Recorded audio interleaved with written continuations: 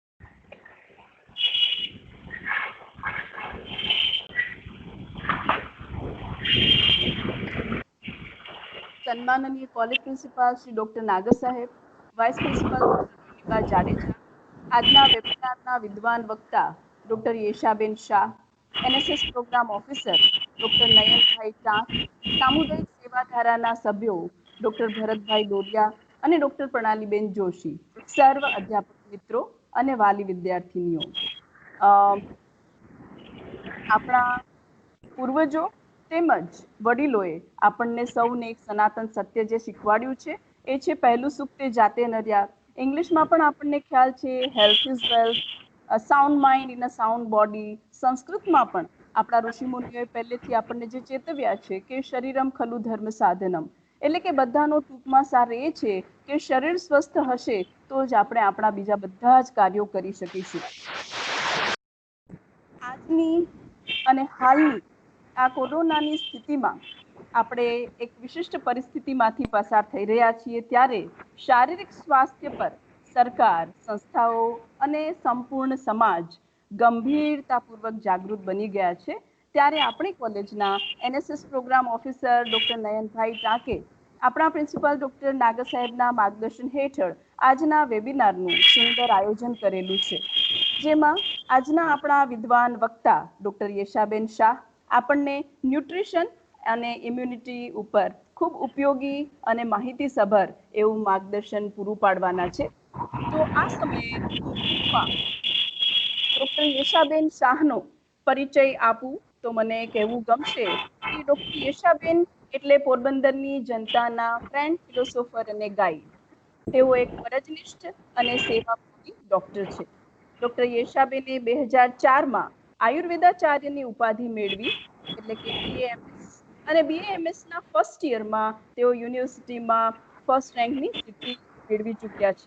ત્યારબાદ તેઓએ ગરેજ એટલે કે ઘેડ વિસ્તાર જેવા અંતરિયાળ ગામડામાં મેડિકલ ઓફિસર તરીકે 3 વર્ષ ફરજ પણ તેઓ બજાવી ચૂક્યા છે. ડોક્ટર યેશાબેને 2007માં જિલ્લા કક્ષાનું બેસ્ટ મેડિકલ ઓફિસરનો એવોર્ડ એનાયત એમને કરવામાં આવેલો હતો અને 2008માં 3 માસ માટે જર્મની બર્લિન ખાતે આયુર્વેદ કન્સલ્ટન્ટ તરીકે યેશાબેને સેવા પણ આપેલી છે. છેલ્લા 10 વર્ષથી એટલે કે 2010થી યેશાબેન આર્ષ આયુર્વેદ પંચકર્મ હોસ્પિટલમાં પ્રાઇવેટ પ્રેક્ટિસ કરી રહ્યા છે. આપણું ગુજરાત મેગેઝિનમાં પ્રગટેલા અહેવાલ પ્રમાણે ડોક્ટર યેશાબેનની ક્લિનિકને બેસ્ટ આયુર્વેદ પંચકર્મ ક્લિનિકનો એવોર્ડ પણ એનાયત કરવામાં આવેલો છે. યેશાબેન આપે 2015માં પુણેથી પીજી ડિપ્લોમા ક્લિનિકલ કોસ્મેટોલોજીની ડિગ્રી મેળવેલ છે. 2015 વેઇટ મેનેજમેન્ટ, ન્યુટ્રિશનાલિસ્ટ અને કોસ્મેટોલોજિસ્ટ તરીકે આપની પ્રાઇવેટ પ્રેક્ટિસ પણ ચાલુ છે, જે આખા પોરબંદર માટે અને એની જનતા માટે ગૌરવની વાત કહેવાય. આ ઉપરાંત શાળા કોલેજોમાં પણ અનેકવિધ સાંસ્કૃતિક સ્પર્ધાઓમાં આપે એવોર્ડ્સ અને મેડલ્સ જીતેલા છે. આપ હાલમાં પણ પોરબંદરની વિવિધ સંસ્થાઓમાં જિલ્લા તથા રાજ્ય કક્ષાની સ્પર્ધાઓમાં જજ તરીકે પણ સેવા આપી રહ્યા છો. હેલ્ધી બેબી કોમ્પિટિશન, વક્તૃત્વ અને ડિબેટ કોમ્પિટિશન્સમાં આપની સેવાનો લાભ પોરબંદરવાસીઓને મળેલો છે. વિદ્યાર્થીઓ, મેં તો મારી જ સદી આપણે જોયું છે કે શ્રી રામકૃષ્ણ મિશનની સેવાકીય પ્રવૃત્તિઓમાં ડોક્ટર યેશાબેન હંમેશા પહેલા જ હોય. રામકૃષ્ણ મિશનમાં ગરીબ લોકોના બાળકોને ઓનરરી સર્વિસ પણ આપે છે, શિક્ષણ પણ આપે છે. આ ઉપરાંત આપણું ગુજરાત મેગેઝિનના અહેવાલ પ્રમાણે 2017માં તેમની ક્લિનિકને બેસ્ટ વેઇટ મેનેજમેન્ટ ક્લિનિકનો એવોર્ડ પણ મળી ચૂક્યો છે, જે ખરેખર એક ગૌરવની બાબત કહેવાય. તો આવી ગૌરવસભર કારકિર્દી ધરાવનારા ડોક્ટર યેશાબેન શાહને આવો આજે આપણે સૌ સાંભળીએ. ડોક્ટર યેશાબેન શાહ. ખૂબ ખૂબ ધન્યવાદ પ્રણાલી મેડમ, રોહિણી મેડમ અને કેતકી મેડમ. આમ તો તમે બધા મારા મમ્મીની સંસ્થાના સહકર્મચારીઓ છો, એટલે મારી મમ્મીની માતૃ સંસ્થાના તમે સહકર્મચારીઓ છો, એટલે મારા માટે તો આજે ડબલ ગૌરવની વાત છે કે માતૃ સંસ્થામાં તો બધા લેક્ચર લે, પણ માતૃની માતૃ સંસ્થામાં લેક્ચર લેવાનો તમને આજે એક ઓપોર્ચ્યુનિટી મળી છે. એના માટે તમારે તમામનો હું આભાર માનું છું. આપણે વધારે સમય ન લેતા સીધા ટોપિક પર જ જઈએ તો મે બી મને બધા સાંભળી શકતા હશો. આપણે કદાચ લાસ્ટમાં 10 મિનિટ કોન્વર્ઝેશન રાખીને તમને ટાઈમ આપવામાં આવશે જો કોઈને કાંઈ ક્વેશ્ચન્સ પૂછવાના હોય તો આપણે શરૂ કરીએ. પહેલા કે આપણે આજનો ટોપિક છે ન્યુટ્રિશન અને ઇમ્યુનિટી. તો પહેલી વસ્તુ તમને ત્યાંથી જ સમજાવું કે ન્યુટ્રિશન અને ઇમ્યુનિટી એ બે વસ્તુ અલગ અલગ છે કે એક જ છે. ન્યુટ્રિશન સારું હશે તો જ તમારી ઇમ્યુનિટી બનશે. એટલે ન્યુટ્રિશન શબ્દની સાથે ઇમ્યુનિટી શબ્દ છે એ બે રોકટોક વગર આપણે જોડી જ દેવાનો છે. મારી ઇમ્યુનિટી ત્યારે જ સારી બનશે જ્યારે મેં થ્રુ આઉટ મારું ન્યુટ્રિશન લેવલ સારું રાખેલું હશે. મારું ન્યુટ્રિશન નબળું પડશે એટલે મારી ઇમ્યુનિટી નબળી પડવાની જ છે, બરોબર? તો ઇમ્યુનિટી એટલે રોગ પ્રતિકારક શક્તિ, વ્યાધિ ક્ષમત્વ, જેને આયુર્વેદમાં કહે છે વ્યાધિને તમે કેટલી વ્યાધિને હેન્ડલ કરી શકો છો એની તમારા શરીરની ક્ષમતા, અથવા તમે કોઈ શરીરમાં રોગ આવી ગયો છે તો એની સામે પ્રતિકાર કરવાની શક્તિ. બે રીતે છે. એક તો રોગ થવા જ ન દે એવું આપણા શરીરને આપણે બનાવી લીધું તો એ થઈ ગયું વ્યાધિ ક્ષમત્વ, રોગ પ્રતિકારક શક્તિ. અને એક રોગ આવી ગયો છે પછી મારે એને કેમ ડિફેન્ડ કરવાનું છે, એના માટે મારા શરીરની અંદર જે તત્વ બને છે એને કહેવાય રોગ પ્રતિકારકતા, રોગ પ્રતિકારક શક્તિ કે વ્યાધિ ક્ષમત્વ. ઇમ્યુનિટી શબ્દ આજકાલ એટલો બધો ડિમાન્ડમાં છે, તમને ખબર જ છે. આજથી 6 મહિના પહેલા કોઈ ગિલોય ઘનવટી કે સંસમની વટી કે ઉકાળા કે ક્વાસ કે ઇવન આયુર્વેદમાં કેટલાય દિલચસ્પી લીધી હશે, બહુ ઓછા લોકોએ. ઓલ ઓફ સડન આખું ટેબલ ટર્ન થઈ ગયું, બરોબર? અને આપણને યાદ આવી આપણી પ્રાચીન પદ્ધતિ, આપણું આયુર્વેદ, બરોબર? કારણ કે આપણે જોયું કે 6 મહિનાની અંદર ઇવન અત્યારે તમે જુઓ ને તો ઇમ્યુનિટી બુસ્ટરના નામે બધું જ મળશે તમને. ઇમ્યુનિટી બુસ્ટર ચાય મળશે, ઇમ્યુનિટી બુસ્ટર ઇવન ખાખરા પણ મેં જોયા હતા એક સ્ટોરમાં કે ઇમ્યુનિટી બુસ્ટરના નામે આજે તમને બધું જ મળી જશે. તમે બિસ્કિટ લ્યો, ખાખરા લ્યો, ભાખરી લ્યો. એટલે શું ખરેખર આ આપણી ઇમ્યુનિટીને વધારતું હશે આવા પ્રોડક્ટ્સ આપણે લેવા કે કેમ, અથવા આ પ્રોડક્ટ્સ એકવાર લઈ લેવાથી મારા શરીરમાં ઇમ્યુનિટી આવી જશે કે કેમ, એ બધા બેઝિક પ્રશ્નો જ આપણે આજે વિસ્તારથી સમજશું. હવે ઇમ્યુનિટી કેમ યાદ આવી આપણને ઓચિંતી? ઇમ્યુનિટીનો કોન્સેપ્ટ તો આયુર્વેદમાં જો હજારો વર્ષ પહેલાથી આપેલો છે, છતાં ઇમ્યુનિટીને આપણે ત્યારે જ યાદ કરીએ છીએ જ્યારે આપણે કોઈ રોગમાં સપડાઈએ છીએ. ત્યારે તમે તમારા ફિઝિશિયન કે તમારા ફેમિલી ડોક્ટર પાસેથી સાંભળ્યું હશે કે તમારી ઇમ્યુનિટી ઓછી થઈ ગઈ છે, ધેટ્સ વાય તમને આ ચેપ લાગ્યો છે, અથવા તમારી ઇમ્યુનિટી ઓછી હોવાના કારણે તમે બીમાર રહ્યો છો. આ સિવાય આપણે ક્યારેય ઇમ્યુનિટીની ચર્ચા કરતા જ નથી, સિવાય કે લાસ્ટ 6 મહિનાથી. તો ઇમ્યુનિટી આપણી પાસે આટલો ઇન ડિમાન્ડ આ શબ્દ કેમ બની ગયો? તો આપણે બધા જાણીએ છીએ કે આપણે એક બહુ જ મોટા પેન્ડેમિકમાંથી અત્યારે પાસ આઉટ થઈ રહ્યા છે. કોરોના નામની, COVID-19 નામની જે બીમારી અત્યારે, જેના પેન્ડેમિક એટલે કે જે વૈશ્વિક સ્તરે ફેલાઈ ગઈ હોય એવી બીમારીને પેન્ડેમિક કહેવાય, કે જે વિશ્વના કોઈ પણ દેશને એને બાકી નથી રાખ્યું. કોઈ જગ્યા, કોઈ સ્થળ કે ઇવન નાનું ગામડું પણ એવું નથી બચ્યું કે જ્યાં આનો સંક્રમણ ના ફેલાયું હોય. તો કોરોના કાળમાં ઇમ્યુનિટીનું ડિમાન્ડ એટલે વધી જાય છે કારણ કે રોગો સામે આપણે કેવી રીતે અડીખમ ઊભું રહેવાનું છે એ જોવાનું છે, અને રોગો સામે આપણું શરીર નબળું શું કામ પડી જાય છે, બરાબર? કેમ એક જણને કોરોના થાય છે અને એ જ ઘરમાં રહેતી બીજી વ્યક્તિને કોરોના નથી થતો? હવે કોરોના તો એટલું બધું આઈ ગેસ બધાની સમજમાં આવી ગયું હશે, કારણ મારાથી પણ વધારે તમે કદાચ કોરોના વિશે બોલી શકો. એટલું બધું આપણે વાંચી લીધું છે, એટલું બધું સમજી લીધું છે, પણ એમાં ક્યાંક આપણે બહુ ખોટું ઇન્ટરપ્રિટ કરીએ છીએ, ક્યારેક ખોટા ગભરાઈ જાય છીએ. ગભરાવાની જરૂર છે ત્યારે ગભરાતા નથી, જ્યારે પ્રિકોશન્સ લેવાના છે ત્યારે લેતા નથી, અથવા વધારે પડતા પ્રિકોશન્સ લઈ લઈએ છીએ, અથવા જેને કહેવાય કે આપણે એના માટે એકદમ એન્ઝાયટી આવી ગઈ છે કે મને આ નહીં થઈ જાય, મને આ નહીં થઈ જાય, મારાથી કેમ બચવું એના ઉપર, અથવા થઈ ગયો પછી મારું શું થશે એ વિચારોથી તમે ખોટા ગભરાઈ જાઓ છો. તો વ્યાધિ, આયુર્વેદ કહે છે કે કોઈ શરીર વ્યાધિ વગરનું નથી રહેવાનું, બરાબર? ક્યારે ને ક્યારે કોઈ સંજોગોમાં તમારા શરીરમાં વ્યાધિ તો આવવાની જ છે. તો વ્યાધિની સામે શરીરની એક પોતાની ટેન્ડન્સી છે લડત આપવાની, જેને જ આપણે ઇનબિલ્ટ ઇમ્યુનિટી કહીએ છીએ. એક જ ઘરમાં રહેતા તમે આપણા જ પોરબંદરમાં ઘણા બધા એવા ઉદાહરણ વાંચ્યા હશે કે એક ઘરમાં કોઈને આવ્યું તો 22 જણા ઘરમાં હતા, તો 22 આનાથી ઇન્ફેક્શન નહોતા થયા, પણ 1-2 જણાને જ ફક્ત એનો ચેપ લાગ્યો હતો. એના બીજા ઘણા બધા કારણો હશે કે એ લોકોએ હાઇજીન લેવલ સારું રાખ્યું હશે, સોશિયલ ડિસ્ટન્સિંગ રાખ્યું હશે, અથવા એ જે પેશન્ટના છે એ ક્લોઝ કોન્ટેક્ટમાં નહીં આવ્યા હોય, પણ 50 to 80% એ લોકોની ઇમ્યુનિટી બીમાર પડેલા માણસની ઇમ્યુનિટી કરતાં વધારે હતી, એટલે એને આ ડિઝીઝ એટલું અસર કરી શક્યું નહીં. તો ઇમ્યુનિટીનું કામ જ એ છે કે તમારા શરીરને એક તો એ નબળું પડે ત્યારે એની સામે ફાઇટ આપવાની, અને એ પડે જ નહીં એ પહેલેથી ફાઇટ સતત એને ચાલુ રાખવી, એ જ કામ છે ઇમ્યુનિટીનું. એટલે આપણે થોડુંક જ હું તમને COVID-19 ઉપર ફોકસ કરીશ, કારણ કે અત્યારે આપણે એ પેન્ડેમિકના ધ્યાનમાં રાખીને ઇમ્યુનિટી બુસ્ટ કરવાની વાત છે. એટલે તો શું છે COVID-19? COVID-19 એટલે કે કોરોના વાયરસ છે, એક વાયરસનું ગ્રુપ જ છે જે કોઈ આજકાલથી શોધાયેલું નથી. વર્ષોથી આ વાયરસનું ગ્રુપ અસ્તિત્વમાં હતું જ, પણ જે આ આઉટબ્રેક લાસ્ટ યર ડિસેમ્બર 2019માં થયો છે, એ વાયરસને સ્પેસિફિકલી COVID-19 એટલે કે કોરોના વાયરસ ડિઝીઝ 2019 એવું આપણે સ્પેસિફિક નામ આપ્યું છે. આ વાયરસ છે એ બીજા વાયરસ સાથે ઘણી બધી રીતે અલગ પડે છે, અથવા આ વાયરસ એકદમ જ ઓચિંતો સપાટી પર આવી ગયો કે એના પર જે રિસર્ચ થવા જોઈએ એ હજી થઈ શક્યા નથી.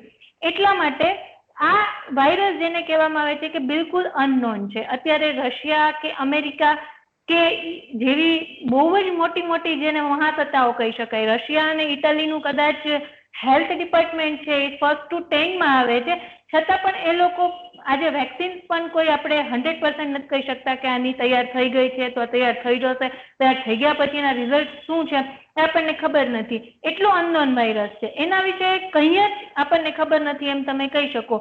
મને ચેપ લાગશે કે નહીં એની પણ કોઈ ગેરંટી નથી, અથવા મને આ રોગ થઈ જ જશે એકવાર એની પણ કોઈ ગેરંટી નથી, બરાબર? ઘણા એવું કે આ એક ને એક તો બધાને તો એકવાર તો બધાને કોરોના થઈ જ જશે, એક વખત આ બધું થઈ જશે, પછી જ આ પૂરું થશે, તો એ પણ જરૂરી નથી. બરાબર, કે તમને દરેકને આનો ચેપ લાગશે એવું બિલકુલ નથી. એટલે એવું પણ નહીં વિચારવાનું કે ભાઈ ક્યાંક સોર્સિસમાંથી મેં વાંચ્યું હતું કે આ એકને એક વાર તો બધાના હ્યુમન બોડીઝમાં આવી જ જશે, એવું પણ જરૂરી નથી. અને એવું પણ જરૂર નથી કે તમે પ્રિકોશન્સ રાખવા છતાં પણ આનાથી બચી શકશો. બરાબર, પણ થોડીક બેઝિક વાતોથી તમે જો ધ્યાન રાખશો તો તમે 100% તમે એને તમારા સુધી અથવા તમારા પરિવાર સુધી આવતો તો અટકાવી જ શકશો.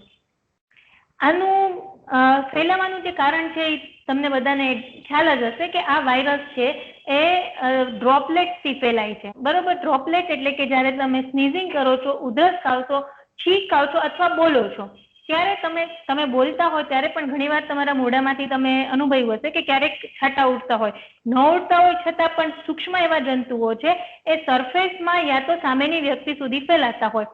હવે ડ્રોપલેટ્સની અંદર આ વાયરસ રહેલા છે. એટલે આ વાયરસ છે એ જો મેં માસ્ક નથી પહેર્યું અને હું સ્નીઝ કરું છું, સામેવાળાએ પણ માસ્ક નથી પહેર્યું અને એ મારા ડ્રોપલેટ્સ એના સુધી પહોંચે છે, તો એને આ વાયરસ લાગવાના ચાન્સીસ છે.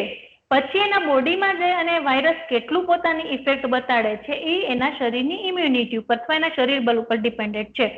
પણ આ એનું લાગવાનું, ફેલાવાનું, સંક્રમણનું આ એકદમ સિમ્પલ સમજી શકાય એવો રસ્તો છે.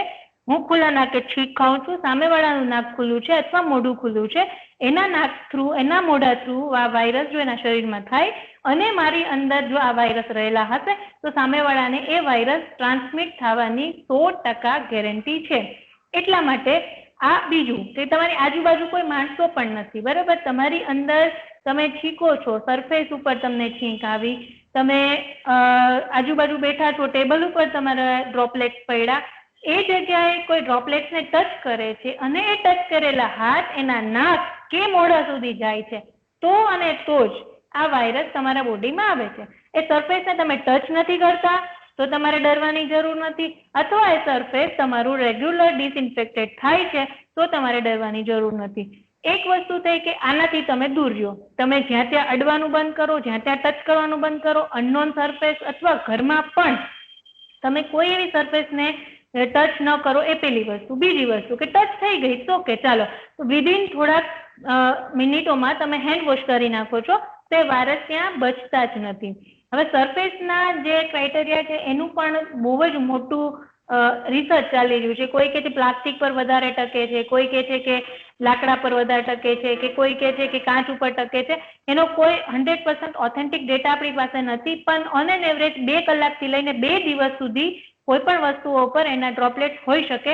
એટલે કોઈ પણ અનનોન પાર્સલ તમારું આવે છે તો એને તમે ડિસઇન્ફેક્ટેડ કરી 2-3 કલાક પછી ખોલો તો તમને એ જ્યારે આવ્યું છે અને એનામાં જો કોરોનાના ડ્રોપલેટ્સ હશે તે તમારા સુધી પહોંચશે નહીં. અને ખોલ્યા પછી પણ ફોર સેફટી તમે હાથ ધોઈ નાખો છો તો કદાચ પણ તમારા એના વાયરસીસ તમારામાં ઇન્ટેક્ટ થવાના નથી. સિમ્ટમ્સ શું છે આના? બહુ બધાને ખબર છે, બહુ ચવાઈ ગયું છે કોરોના અત્યારે.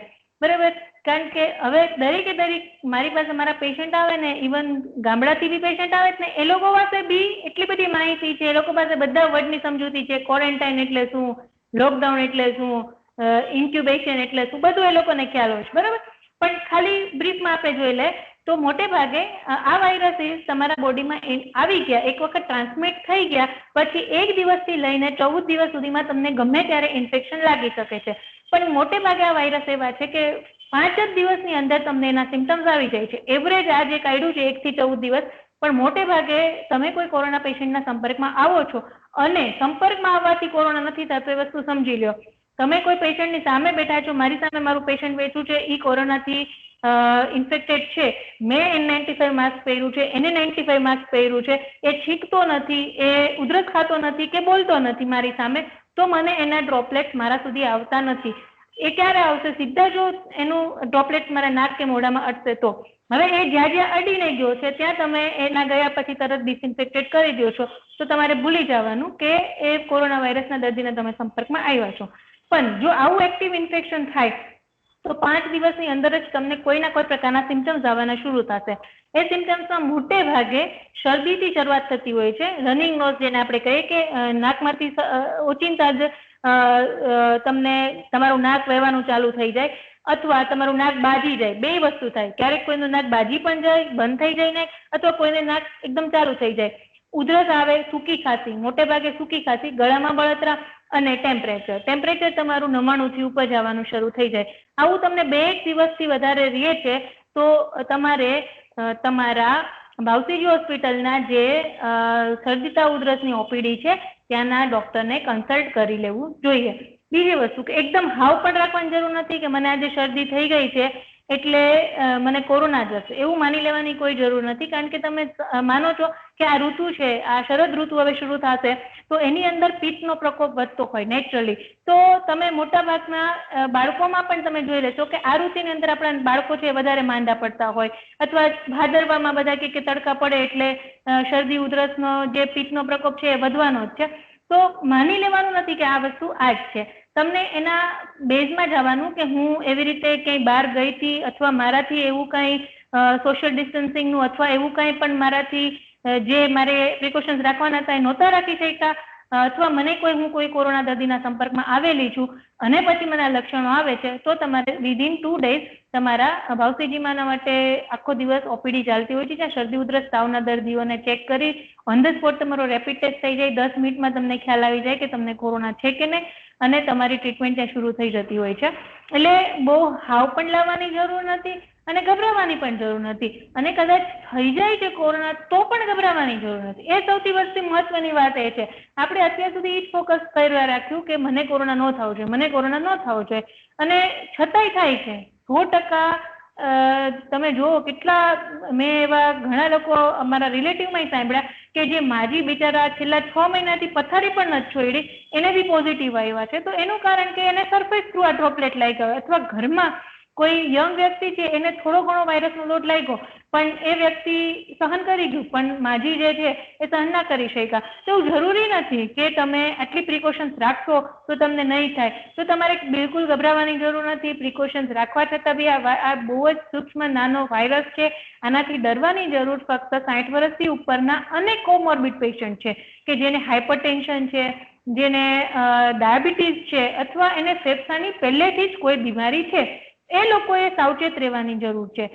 ઓન એન એવરેજ WHO નું સ્ટડી એવું કહે છે કે 80% લોકો આમ સાજા થઈ જાય છે કોરોના વાયરસથી. 80%, બરોબર. 80% લોકોને સામાન્ય સિમ્ટમ્સ આવી વિધિન 5 to 6 days સારા પણ થઈ જાય છે અને 14 દિવસનું એનું ક્વોરન્ટાઇન પૂરું થાય એટલે ફિટ લાઈક હોર્સ એ પાછા થઈ જાય છે. 20% લોકોની અંદર જે મેં તમને પહેલા બતાવ્યા એવા લોકોમાં આનો ચેપ છે એ થોડો ભયંકર રીતે ફેલાઈ શકે તો એને હોસ્પિટલાઇઝેશનની જરૂર પડે, તો એને ઓક્સિજન આપવાની જરૂર પડે અને લાસ્ટમાં તમારે આવે કે તો જ એને તમારે વેન્ટિલેટર પર મૂકવા પડે છે.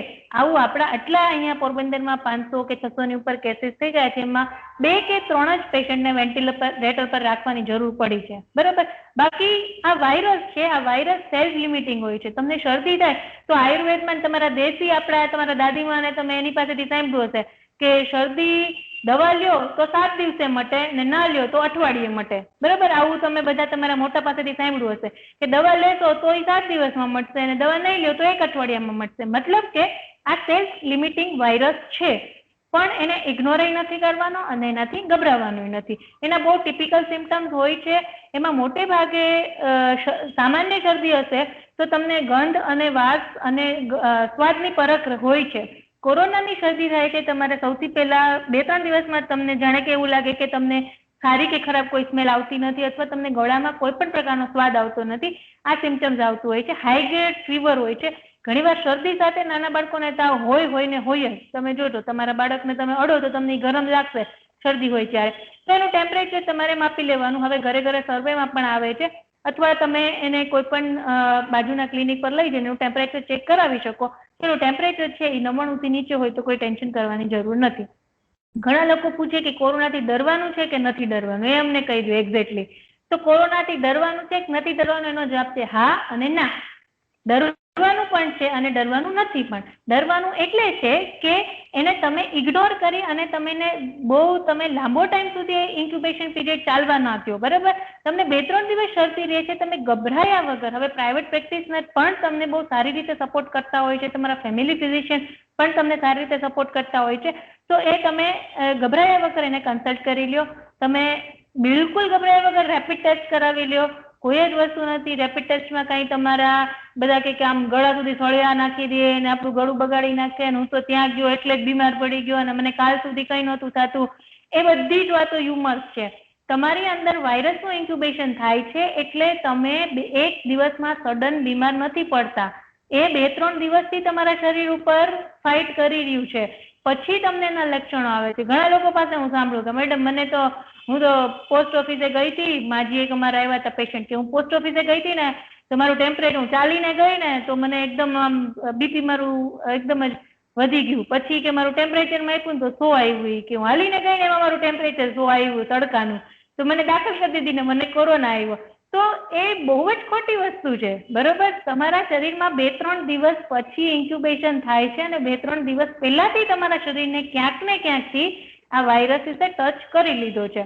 તો મેં કીધું એમ 80% નોર્મલ છે, 6:1 રેશિયો છે કે જેને સિવિયર લક્ષણો આવે છે. બીજો ક્વેશ્ચન હોય છે મોટે ભાગે તમારો કે મને થવાની શક્યતા કેટલી, મને કોરોના થશે એની શક્યતા કેટલી. મને એટલે ઇન જનરલ આપણે બધાને આ બધાનો એક પ્રશ્ન હોય કે મને કોરોના થશે, મને થઈ શકે, એની શક્યતા કેટલી? તો મારો જવાબ છે 0 થી 100%. બરોબર. તમને કોરોના થવાની શક્યતા 0% પણ છે અને તમને કોરોના થવાની ન શક્યતા પણ 100% છે. બરોબર. આ એક એવો અનનોન વાયરસ છે કે જેના ઉપર તમે કોઈ પ્રેડિક્શન કરી શકતા નથી. એટલે તમે બચીને રહી શકો તો બચીને, કારણ કે બહુ એક જોક વાયરલ થયો હતો કે હવે WHO એવું ડિક્લેર કર્યું છે કે જીવતા હશું તો કોરોના થશે. એના સિવાય બધા જ ટૂંકમાં એને સમજાવી દીધું કે આ વસ્તુ કરશો તો કોરોના થશે, બહારથી જમશો તો કોરોના થશે, સરફેસ ટચ કરશો તો કોરોના થશે.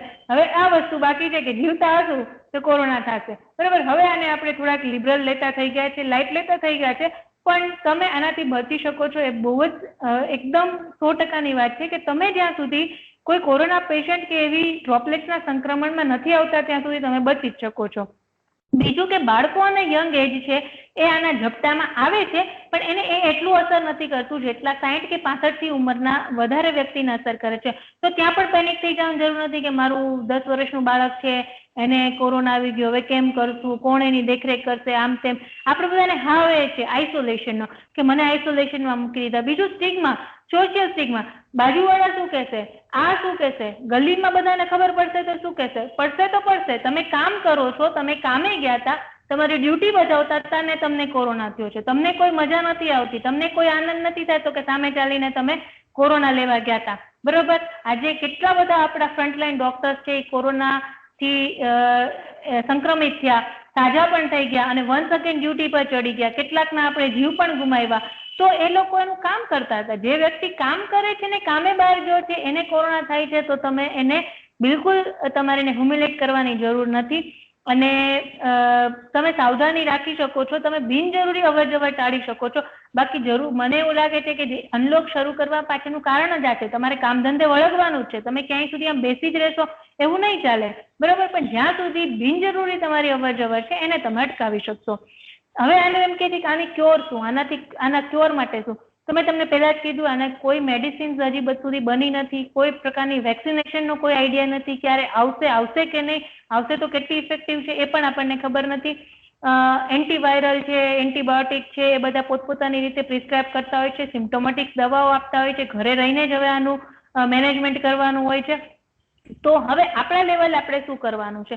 તો આપણા લેવલે આપણને જ્યાં સુધી આ વસ્તુનું સંક્રમણ નથી લાગ્યું એનો મતલબ આપણે નસીબદાર, આપણને સમજવાનું કે આપણી ઇમ્યુનિટી સારી છે કે હજી સુધી આપણે બધા જ મોટે ભાગે આપણી વિદ્યાર્થીનીઓ નહીં પણ લાઈક તમે બધા સ્ટાફ છે તો તમે મને લાગે છે 2-3 મહિનાથી તમારી ડ્યુટીમાં તમે રિજોઈન કરી લીધું છે અને આપણે રોજ સોશિયલી કોન્ટેક્ટમાં આવીએ છીએ. તમે લોકો પણ અને અમે લોકો પણ. અમે તો ક્યારેક once in a while corona પેશન્ટના સંપર્કમાં પણ આવી ગયા છો, અમને ખબર પણ નહીં હોય. બરાબર. તો આ બધી વસ્તુ હવે બનવાની જ છે. તો એનો હાવ બેસાડી નથી દેવાનો. એનો મતલબ કે હું ઘરમાં બેસી રહીશ તો કઈ મારું ચાલવાનું નથી. મેં તમને પહેલા કીધું ઘરમાં બેસીને ચેપ લગાડવા વાળા પણ આપણે જોયા છે. બરાબર.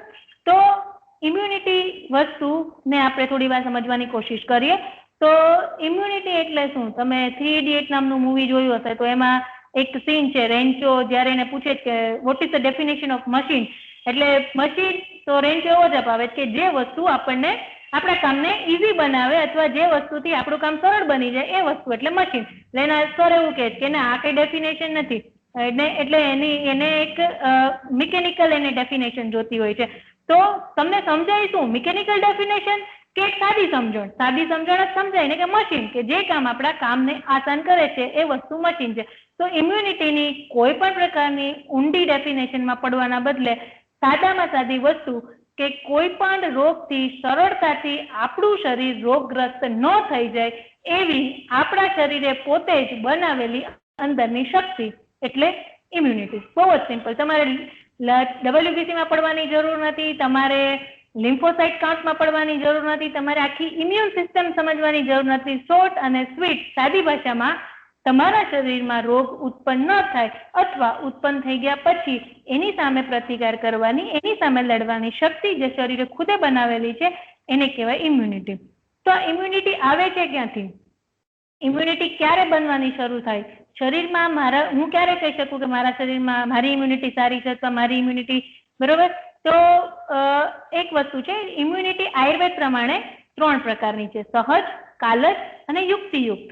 સહજ એટલે કે તમારા જ્યારે તમે બધી જ મને લાગે છે બધી બહેનો જ છે આપણા અહીંયા અત્યારે બધી બહેનો જ છે બરોબર? તો આ બધી બહેનો છે એ ભવિષ્યની થનારી માતાઓ પણ છે બરોબર?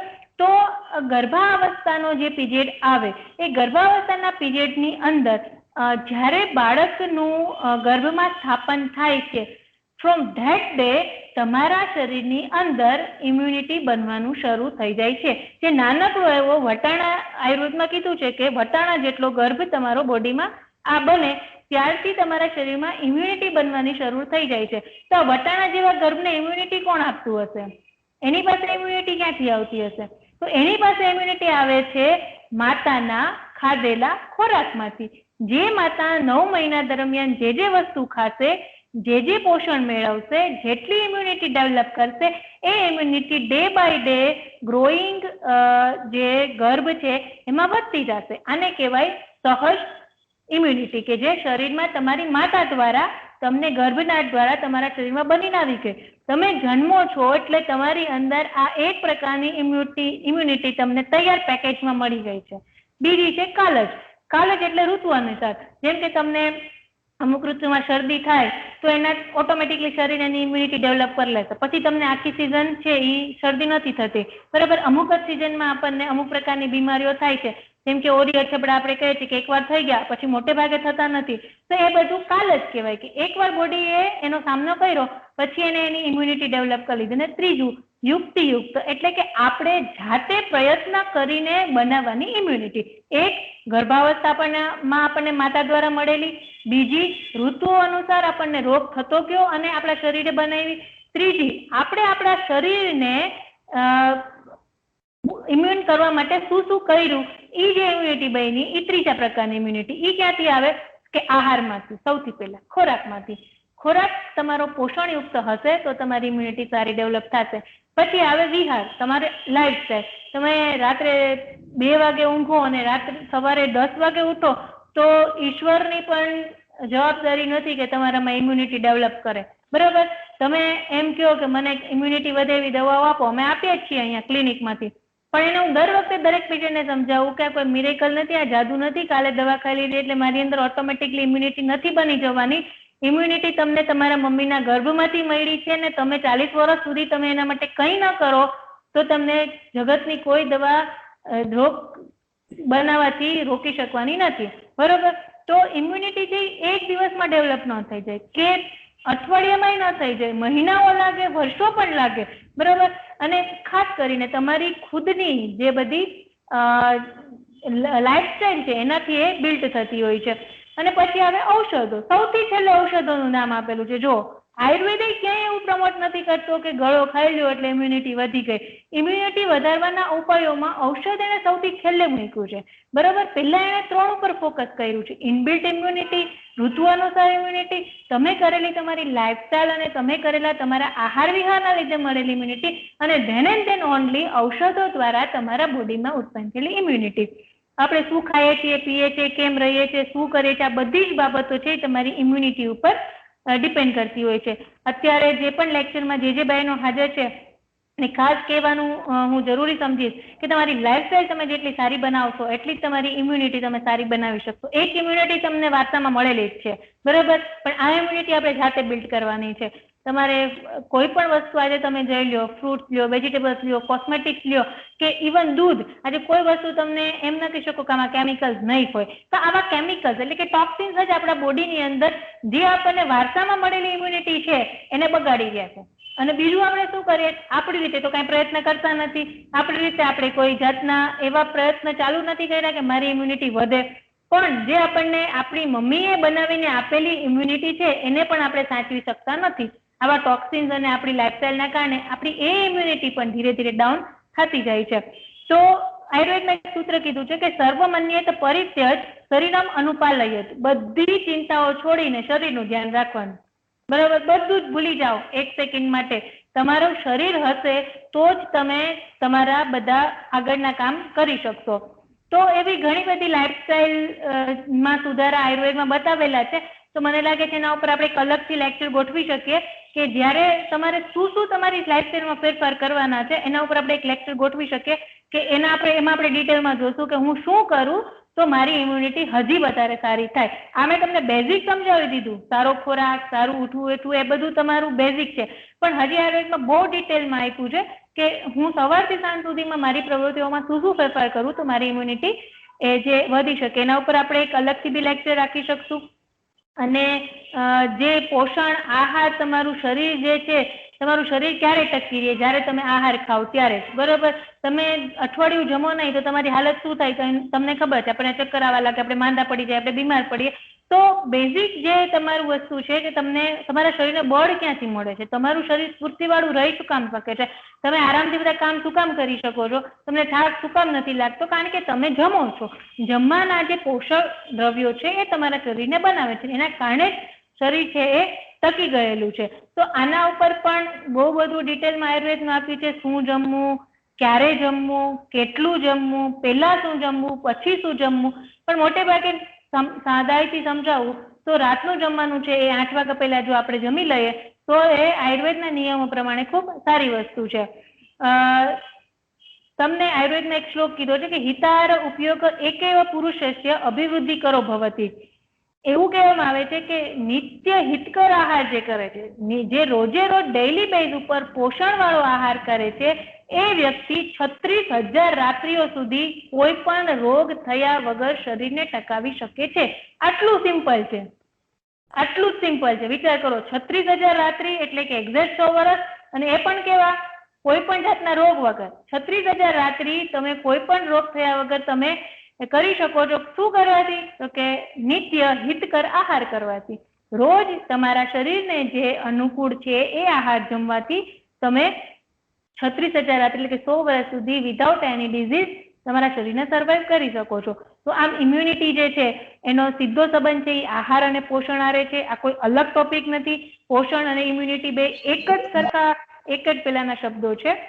ડિટેલમાં આપણે જ્યારે પણ તમારી કોલેજ મને કહેશે, ઇન્વાઇટ કરશે, હું કોઈ પણ ટોપિક ઉપર તમારી જે આપણી દીકરીઓ છે એને સમજાવવા માટે હું રેડી છું. આઈ થિંક કે તમને મજા આવી હશે. અને લેક્ચર એક સ્પીચ માટે એવું કહેવાય કે તમારી સ્પીચ છે એટલી ટૂંકી પણ ન હોવી જોઈએ. સ્પીચ છે એના માટે એક કોટેશન છે કે સ્પીચ છે ને એ સ્કર્ટ જેવી હોય, એકદમ ટૂંકી એ ન હોવી જોઈએ અને એકદમ લાંબી એ ન હોવી જોઈએ.